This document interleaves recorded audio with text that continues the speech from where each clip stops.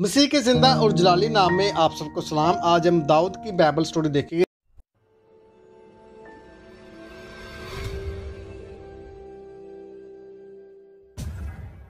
दाऊद बनी इसराइल और अहद अतीक की नहायत अहम शख्सियत और अजीम तरीन बादशाह था। दाऊद एक खूबसूरत और दिलकश नौजवान था जो 8 भाइयों में से सबसे छोटा और अपने बाप यीशु की भेड़ बकरियां चुराया करता था। जब खुदा ने साउल को रद्द करके हुकूमत से मंजूर कर दिया तो शमूएल नबी ने खुदावन की मर्जी से दाऊद को बनी इसराइल का दूसरा बादशाह होने के लिए खुफिया तौर पर मसा कर दिया। इस दिन से खुदावन की रूह इस पर जोर से नाजिल होती रही। इस जमाना में वो बेहतरीन साज बजाने वाला भी बन गया। खुदावन के रद्द कर देने के बाद एक बड़ी रूह साउल को सताती तो वो दाऊद को दरबार में बुला लेता और जब जब वो साउल के लिए बर्तन बजाता तो इसे बुरी रूह से आराम मिलता था। दाऊद अभी 20 बरस का भी नहीं हुआ था जब इसने देवा कामत जाती जूलियत को शिकस्त फाज दी और यूं पूरे मुल्क में इसकी बहादुरी के चर्चे होने लगे। ये सब कुछ देखकर साउल तो हसरत से बढ़ गया, लेकिन इसके बेटे यूतन ने दाऊद से दोस्ती अस्तूर कर ली। साउल की दुश्मनी के बायस दाऊद को जान बचाने के लिए कई बार भागना और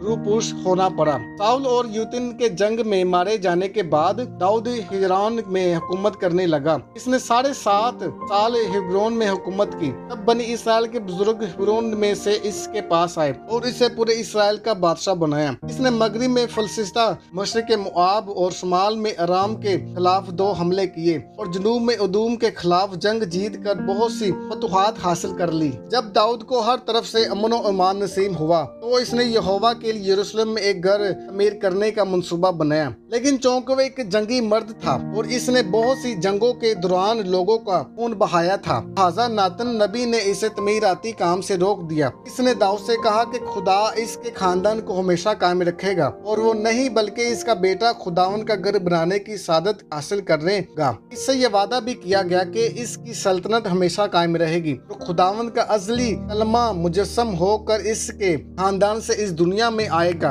और इसके तख्त पर बैठेगा। दाऊद अगरचे एक बरजिदा नबी और खुदावन के दिल के मुवाफिक था, आम फानी इंसान होने के इससे बहुत से गुनाह भी सरजर्द हुए, लेकिन अपने गुनाहों पर छुआवे और इनका करार करने से वो खुदा के हुजूर में उजाल होता रहा। दाऊद को ये काम अपने बाप की तरफ से मिला था। इसके 3 बड़े भाई तो साउल की फौज में थे, लेकिन दाऊद 16-17 साल की उम्र में भेड़ बकरियां चढ़ाया करता था। इसे अपने गले से इसकी कदर मोहब्बत थी कि जब कभी शेर या रीछ आकर रेवर में से कोई बड़ा उठा ले जाता तो वो इसके पीछे जाकर इसे मारता और बड़े को इसके मुंह से चुराया लाता था। क्यों इसने शेर और रीछ जैसे दरिंदों से तन्हा लड़ाई की और फतह याब हुआ। नौजवानी की इसी दौर में इसने देवा कामत जैसी जूलियत को कत्ल किया। शायद खुदा ने दाऊद में बहादुरी, जुवान आमदरी या भेड़ बकरियां से मोहब्बत की सिफ्त देकर इसे बनी इसराइल का बादशाह बनाया। किताबे मुकद्दस में लिखा है कि खुदा साउल को बादशाह बनाकर मनूर हुआ, लेकिन दाऊद को बादशाह बनाने पर वह बहुत खुश हुआ। इसकी बड़ी वजह यह थी कि दाऊद खुदावन के दिल के मुवाफिक था। एक बादशाह के तौर पर वो दाऊद के बेहतरीन नमूने की वजह से खुदा ने मुस्तकबिल में बर्पा होने वाले बादशाहों से शिकवा किया कि तुमने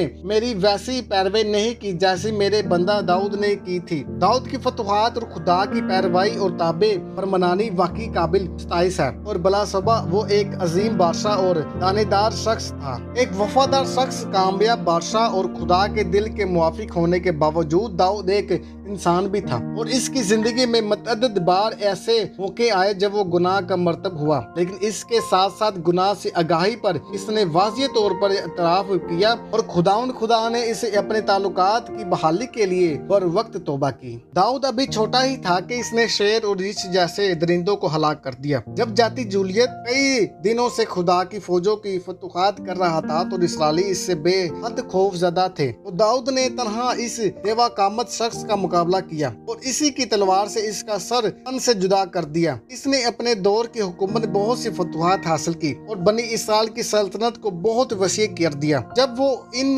फतुहात से फारिग हुआ तो इसने चाहा कि खुदावन का घर बनाए, लेकिन खुदा ने नातन नबी के वसीला से ऐसा करने से रोक दिया क्योंकि वो एक जंगी सुरमा था और इसके हाथ खून आलूदा थे। दाऊद यहूदा की नस्ल से था और बाद में इसराइल का नामवर और कामयाब बादशाह बना। माबद मसीह यीशु को इब्ने दाऊद का लक़ब मिला। इससे मुराद ये है कि खुदा ने दाऊद से जो वादा किया था, तेरी नस्ल से एक शख्स हमेशा के लिए तेरे तख्त पर बैठेगा, वो मसीह यीशु में से पूरा हुआ। इसलिए इसकी पैदाइश की खुशखबरी देते हुए जिब्राइल फरिश्ता ने मुकद्दसा मरियम से कहा कि खुदा इसके बाप दाऊद का तख्त से देगा और वो याकूब के घराने पर अब तक बादशाही करेगा और इसकी बादशाही का आखिर ना होगा। दाऊद की अनफिरदियत, अजीम बादशाह, खुदावन के दिल के मुवाफिक, जबरदस्त जंगी तुरमा, यीशु मसीह का पेशे रूह, सबसे ज्यादा फतूहात हासिल करने वाला बादशाह। दाऊद का खानदान, वारगी के 13 साल में बीवियां और बच्चे। उम्र की तकसीम, 16-17 साल का था जब जाती जूलियस से जंग की। 14 साल तक साउल के डर से भागता